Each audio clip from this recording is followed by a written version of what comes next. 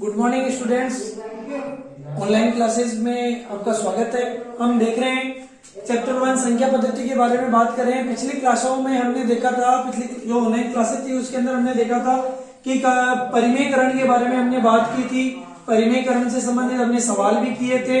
आज हम उससे आगे, परिमेयकरण से आगे टॉपिक के बारे में बात कर रहे हैं, जो कि है हमारे वास्तविक संख्याओं के लिए घातांक नियम। क्या है? वास्तविक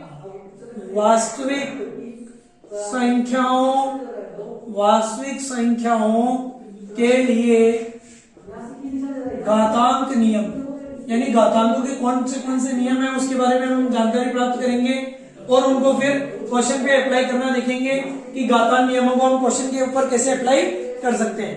बात कर रहा हूं मैं, मेरा पहला घातांक नियम है a की पावर m। बात कर लेता हूं, पहले लिख लूंगा कि ये a b m n मेरे लिए क्या है, उसके बारे में मैं बात करता हूं। a n व m में लिख लूंगा मैं a n और m में जो घातांक नियम है मेरे काम में आने वाले हैं, ये है क्या? a n m प्राकृत संख्याएं हैं। a n m प्राकृत संख्याएं हैं जिसमें a को आधार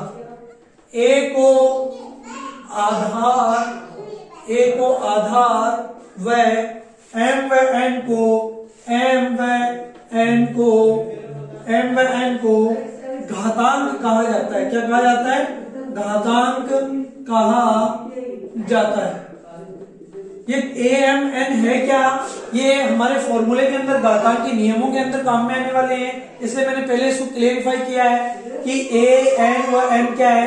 ये तीनों ही प्राकृत संख्याएं, जिसमें A को मैं क्या कहूंगा? आधार, व M व N को क्या कहूंगा? घातांक कह सकता हूं। अब मेरा पहला रूल क्या है? घातांक नियम का मेरा पहला रूल है A की पावर M, A की पावर N, a की पावर m इंटू a की पावर n मेरे लिए हो जाएगा a की पावर m प्लस n।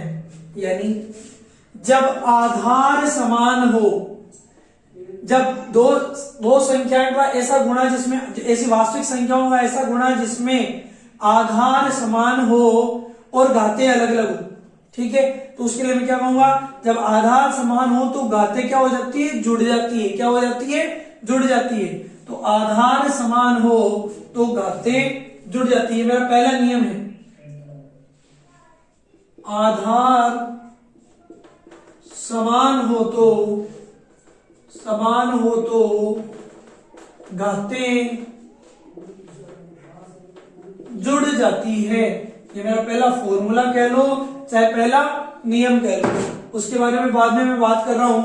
इसका सेकंड नियम जो कि है, यहां तो हो गया आधार समान, घातें जुड़ जाती है। अब देखो a की पावर m की पावर n, यानी घात के ऊपर घात, वास्तविक संख्या की घात का कोष्टक के ऊपर फिर घात लगी हुई हो तो हमको क्या हो जाएगा? इसका फॉर्मूला a की पावर m इंटू n। जब घात के ऊपर घात हो तो वो गुणा हो जाती है। जब आधार हो और घात के ऊपर घात हो तो घात क्या हो जाती है? गुणा हो जाती है। तो a की पावर m की पावर n, उसे मैं क्या कहूंगा? a की पावर m इंटू n, या a की पावर m n। ये मेरा दूसरा फॉर्मूला है। इसमें ठीक है, तीसरा a की पावर m अपॉन a की पावर n। जब आधार समान हो और एक में घात में दूसरी घात का मैं भाग दिया जाए तो मैं क्या कहूंगा? जब आधार समान है और भाग में दिया हुआ है, यहाँ गुणा में दिया हुआ था, यहाँ भाग में दिया हुआ है, तो जब गुणा में दिया हुआ हो तो मैंने घातों को क्या किया था? जोड़ा था। जब भाग में दिया हुआ है तो मैं घातों को क्या करूंगा? घटाऊंगा। a की पावर m अपॉन a की पावर n, a की पावर m माइनस n। मेरा फॉर्मूला क्या होगा? a की पावर m माइनस n, जहां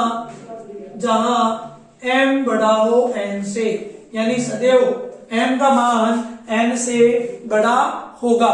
ये मेरा फॉर्मूले 3। उसके बाद में चौथे फॉर्मूले के बारे में बात कर रहा हूं। जो कि है a की पावर m इंटू b की पावर n, a की पावर n इंटू b की पावर m, तब क्या होगा a b की पावर m, यानी आधार मेरा अलग अलग है और घातें मेरी समान है। पहले क्या था, आधार समान था, घातें अलग अलग थी।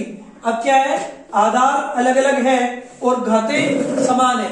तब क्या होगा कि आधार का गुणा हो जाएगा और घात वही रह जाएगी। तो a की पावर m इंटू बी की पावर m मेरे लिए क्या हो जाएगा, a इंटू बी की पावर m। ये मेरा फॉर्मूला, चौथा फॉर्मूला। ठीक है, उसके बाद मैं बात कर रहा हूं फॉर्मूले की पांचवा, जो कि a की पावर 0 का मान यदि दिया हुआ हो तो a की पावर 0 का मान मेरे लिए क्या होगा, सदैव 1 होगा। a की पावर 0 का मान सदैव 1 होगा। ये मेरे कुछ फॉर्मूले हैं जो वास्तविक संख्याओं के घातांक नियमों को दर्शाते हैं, जहां a, n और m मैं वापस से बता देता हूं एक बार। a, n और m प्राकृत संख्याएं हैं। a को मैं आधार कहता हूं, m और n को मैं क्या कहता हूं, घातें।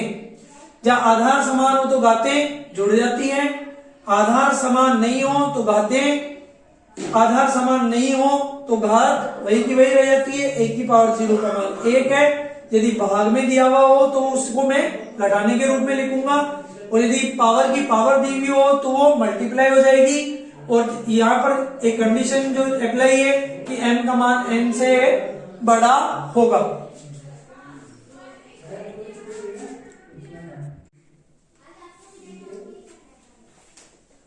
आगे देखते हैं स्टूडेंट्स कि मैं कह रहा हूं एक अगला रूल है, उसके लिए कुछ कंडीशन दी हुई है।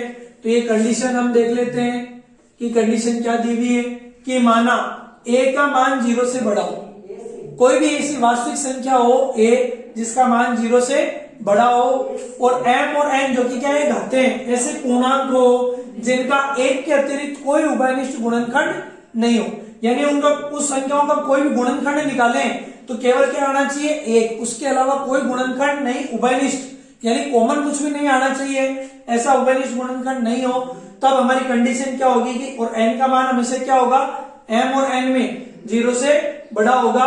तब हमारे लिए रूल है a की पावर m बटे हुए n, a की पावर m बटे हुए n, उसको हम लिखेंगे n कोष्टक में लिखेंगे अंडर रूट a की पावर m, जिसको हम क्या लिख सकते हैं, इस पावर को गुणा करके n अंडर रूट a की पावर m, ये हम देख सकते हैं। अब हमने आज जो घातांक नियम जितने भी देखे हैं उन पर आधारित कुछ प्रश्न देख लेते हैं उदाहरण के रूप में, जिनको हम किस तरीके से कर सकते हैं। तो एग्जांपल के तौर पर पहला क्वेश्चन देखो, 17 की पावर दिया हुआ है, क्वेश्चन 17 की पावर 2, ये बुक का ही क्वेश्चन है। 17 की पावर 2 मल्टीप्लाई में दिया हुआ है 17 की पावर -5। तो देखो मेरा पहला रूल, आधार कैसा है, समान, घातों का क्या करूं, a की पावर m, a की पावर n। तो जब आधार समान हो तो क्या होती है, घातें जुड़ जाती है, a की पावर m प्लस n। तो देखो 17 की पावर 2, 17 की पावर -5, तो क्या करूं, 17 की पावर क्या करना है, जोड़ना है ना घातों को, तो 2 -5 जोड़ दिया, क्या हो जाएगा सॉल्यूशन, प्लस माइनस 2 -5 17 की पावर -3, ये मेरा इसका आंसर हो गया। ये देखो इस क्वेश्चन का आंसर, आधार समान हो तो घातों को क्या करना है, मेरे को जोड़ना है, और मेरे को पता है जोड़ने पे मेरा आंसर है 17 की पावर -3। फिर एक क्वेश्चन दूसरा देखो, 5 की पावर दी हुई है 5 की पावर दी हुई है 2 क्वेश्चन में, और उसके ऊपर दी हुई है पावर -7। ठीक है, घात के ऊपर घात दी हुई होती है। फॉर्मूला देखो मेरा दूसरा मैंने लिखवाया था, a की पावर m की पावर n होती है, क्या हो जाता है, a की पावर mn, यही होता है फॉर्मूला। तो देखो क्या करूं, गुणा कर दूं, a का मतलब मेरा 5, m इंटू n यानी घातों को गुणा करना है, 2 इंटू -7, तो 5 की पावर मेरी -5 14 ये मेरा आंसर। क्लियर होगी ये बात? ठीक है। उसके बाद देखो एक क्वेश्चन और करवा देता हूं मैं आगे, सभी सर्व समीकरणों से संबंधित क्वेश्चन में आपको करवा देता हूं। क्वेश्चन तीसरा ध्यान देना, 23 की पावर -10 बटे में 23 की पावर 7। हाँ, कौन सा फॉर्मूला? 1 की पावर m बटे में 1 की पावर n। अभी मैंने देखा था जब गुणा में था तो इसका सॉल्यूशन मैंने क्या किया था, 17 की पावर -3 जोड़ दिया था। तो यहाँ क्या है, भाग के अंदर है, तो क्या करूंगा, घटाऊंगा। आंसर क्या होता है, 1 की पावर m -n, यही होता है फॉर्मूला।